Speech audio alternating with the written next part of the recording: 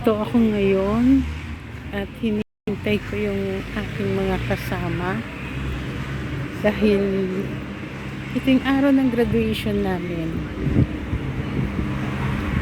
At dito gaganapin yung aming graduation. Congratulations sa akin. Pasyal-pasyal muna tayo habang wala pa sila. Ito yung area. Yan.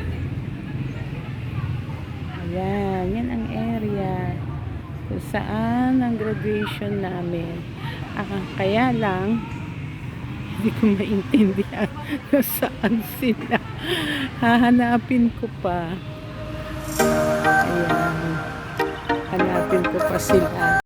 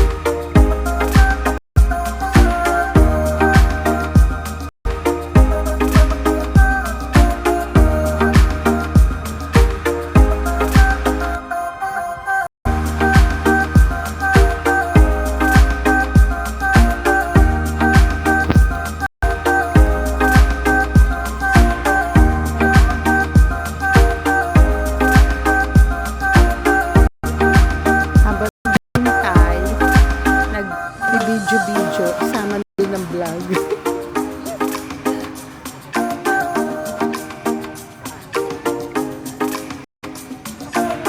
Doon yung lugar kung saan kami mag-graduate.